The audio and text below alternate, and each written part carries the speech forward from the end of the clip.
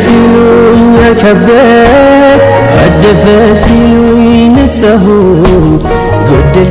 አሰላሙ አለይኩም ወራህመቱላሂ ወበረካቱ። ዴፋንሻ ቤተሰቦች እንዴት ናችሁ? ዛሬ በቤት ዙሪያ ስሪልን ላላችሁ ይዤላችሁ መጥቻለሁ። እንግዲህ ያው ቤቶች እየተፈረሱ ነው። የሚፈረሱበትን ሰፈርና ምክንያቱን እነግራችኋለሁ።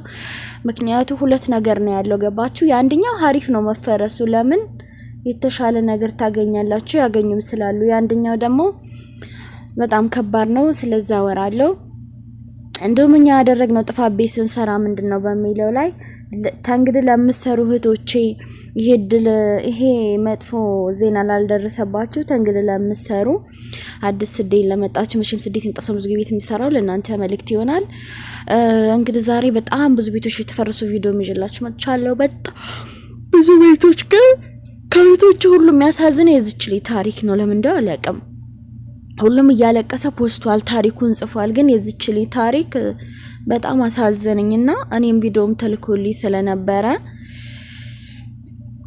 አሳዘነችኝ። እንግዲህ እቺ 17 አመት ነው ስደት ላይ የቆየችው። 17 አመት ስደት ቆይታ እንግዲህ እንደምታው ቤቱ ትልቅ ነው፣ ቪላ ነው፣ ቆንጆ ቪላ ነበረ። ደሞ ዛ ሰፈሩ ማለት ነው አዲስ ዲዛይን ቪላ እየተሰራ ነበር ያለው። በዛ ዲዛይን 17 አመት አረብ ሀገር ቆይታ መጀመሪያ ታሪኳን ሲጀምርላችሁ ከባሏ ጋር አዲስ አበባ ላይ ቤት ገዝታ ለባሏ መኪና ገዝታ የምጠላው ነገር ስለኔ ሳክቶላ እንጂ ታሪኳ ያስለቅሳልና ባሏን አቋቁማ ሀገር ልትገባ ብላ ያኔ ሀገር ልመጣ ነው እንግዲህ ጨርሰና ሁሉም ነገር ስተለው ባልየው ሁሉ ነገሩን አጠፋፍቶ ጠፍቶባት ባሏ ከዛ እንደገና ጠንክራ ሰርታ ይሄን ቦታ ገዝታ ይሄን ቤት እየሰራ ያለች ነች። 17 አመቷ ነው። በጣም ያሳቀኝ ነው አረብ ሀገር ላይ እና የሷ ታሪክ በጣም ያሳዝናል። በጣም ልብ ይነካል። ለዛ ነው እሺ ቆይ ሌሎች ቪዲዮ አስገባላችኋለሁ እሷን ታሪክ ልጨርስላችሁና እንጂ ከሷ በላይ ያለቀ ቤት ፊኒሺንጉ ጥንቅቅ ያለ ቤት ብዙ ፈርሳል። ነው ያሳዘነኝ። ለምንድነው? አንደኛ በያው በገዛ እጇ ነው በርግጥ ለባል ያበላቸው። ባልጋ ቤት አይሰራም፣ ለባል ብር አይሰጥም፣ ለባል መኪና አይገዛም። በዚያው አጋጣሚ ማለት ነው። ወይኒ ባልየው በደላት የዛሬ ወንድ ምናምን አለለም። አላህ አቅል ሰጥቶኛል፣ አምሮ ሰጥቶታል፣ ሰጥቶናል አይደለ? ስለዚህ አቅል ያለው ሰው ደግሞ ከየት ያመጣ ነው ሴት ለባል ቤት መግዛት? እናታችን ለአባታችን ቤት ገዝታለች፣ እናታችን ለአባታችን ቤት ሰርታለች። እናታችን እግርና እጇን ይዛ ነው ከእናትና ከአባቷ ቤት የመጣችው ወደ ባሏ ቤት። አባታችን መከራይቱ ይሰራው። ስለዚህ ከየት ያመጣ ነው ለባል ቤት መግዛት? ያ ስራዋን የመታት ሰርታ ገንዘቧን ስላላከበረች መታት። እንደገና ይሄን እንትን ብላ እና የመጀመሪያ ቤት ልንጋራችሁ የሚመለስበት አሁን ማሳይች ቪዲዮ የምታገኙት ጥሩ ነገር ቤታችሁ ህጋዊ ሆኖ አሁን በሚሰራው ታቃለች ከተማዎች እንዳለ እየተሰሩ እየተፈረሱ ነው። ሀርቡን በየመንገዱ ዳር ኬሚሴን በየቦታው መንገድ ዳር ያሉ ቤቶች ያው አስፋልት እየሰፋ አሁን ከተማይቱን እያሳመራት አይደላ ብቻችን መንግስታችን ከዛ አንፃር ያ ፕላን ደርሶበት አሁን በሚሰራው መንገድ የደረሰበት ማሻአላ ተባረክ ረህማን። ምክንያቱም እየደረሰባት ላይ ስላለሽ ነው መነግራችሁ። እና ለምቻት የምትባል ነበረችና ቤቷ ደርሶባት ሀርቡ ላይ እንደውም ታቋታላችሁ ብዙ ልጆች ሀርቡ ላይ ትንሽ ካፌ ነገር ማለት እዛው ቤቷ ላይ እሷም ስደት ኖራን የገባችሁ ብትቆይም ሀገር ተገባች። እሷም ማሻአላ ተባረክ ረህማን ጥሩ ሰፈር ላይ ቦታ ተሰጣ ቆንጆ ቤት። አሁን ያ ቤቷ የፈረሰው አሮጌ ነው፣ የድሮ ዲዛይን ነው፣ ዝም ብሎ ነገር ነው ገባችሁ። አሁን ግን የተሰጣብር ቆንጆ ቪላ ቤት የሚሰራ ከዛም ተርፎ ደግሞ መነገጃ ብር የሚተርፋት ነው የተሰጣቸው።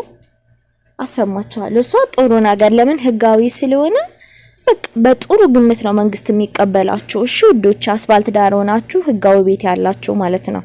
እናንተ እንደውም ፕላኑ ቢደርስበት በጥፍ ነው የምታገኙ ከምሸጡ በላይ። ሰው አሪፍ ነው፣ ችግር የለውም ተቀደረባችሁ።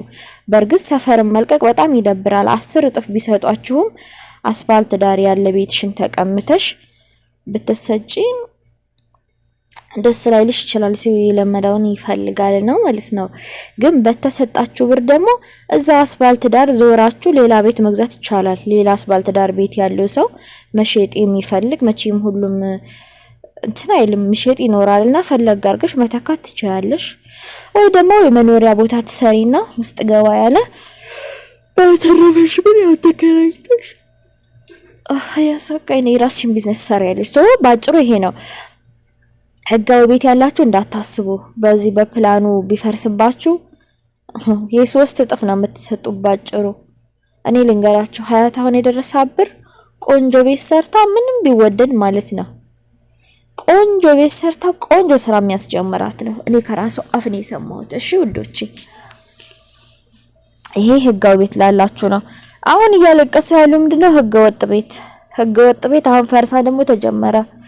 እሺ ውዶቼ ተጀምሯል ህገወጥ ቤት የተለካላችሁ ምናምን ባለፈው እንደሚያልፍ ነገር የተነገራችሁ እናንተ ትጨነቁ። ነገር ግን እንደዛ አፍንጫ ራሱ በጣም ታፈነ። ቢስሚላህ አርህማን ረሂም ዛሬ ወግ ደርሶኝ አፍንጫ አርቅ ገዝቼ ነበርና በቃ ብርቅ ነው። በ10 ጊዜ የነካካሁት ወደ ወዲህ ያሽከረከርኳት እኔ አፍንጫ አርቅ ገዝቼ በቃ ይጠፋብኛል። ባለፈው እንደዚህ እንግድነት ሂጅ ተንቼ ይጠፋብኝ ወላሂ ምን እንዳጠፋ እና ህገወጥ ቤት ያላችሁ ሰዎች ባለፈው ተለክቶ ይስተካከላል እናንተ የተባላችሁ እንዳታስቡ። እናንተ ግን ያልተለካ ቤቶች እናንተ እንግዲህ አለ ይርዳችሁ። ያው ያለቀሱ ያሉት አሁን የቡልኬ ቤት ምንም እየፈረሰ ያለው ህገወጥ ላይ እየሰሩ ናቸው። ኦኬ ህጋዊ ላይ እየሰራ ቢፈረስበት በፕላኑ ምክንያት የተሻለ ነው ቢሰጠው። እንደውም አንድ ነገር ልንገራችሁ ሀያት ያለችኝ የኔን ሲያው ከጎኔ ራሱ ያሉ ሰዎች አረ የኛን ራሱ ወደዚህ ገባ ብለው ደርሶበት ቢሆን እንዳንቺ ግምት በተሰጠን ብለዋል ብላለችና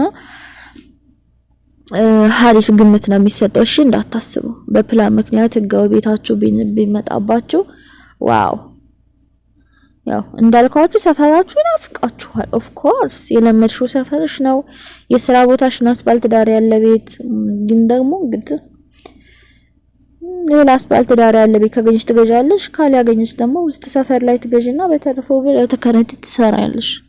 ቢደብርም ክራይ ቤት የሱቅ ማለት ነው። እና ይሄን ይመስላል። ህጋዊ ቤት አይደለም እየፈረሰ ያለው። ህጋዊ ቤት ሲፈርስ የተቀየረላቸው ነው። ህጋዊ በዚህ በፕላኑ በሚሰራው እየፈረሰ ነው። ግን ደግሞ እነሱ በብላሽ አይደለም ሶ ብላሽ እያለቀሱ ያሉት ህገወጥ የሰሩት ናቸው። ከህገወጥም ደግሞ ተለክቶ ባለፈው ያልፋል የተባሉ ሳይሆን ዝም ብሎ የታለፈባቸው ናቸው። ይሄን ይመስላል። ልባችሁን አረጋጉ።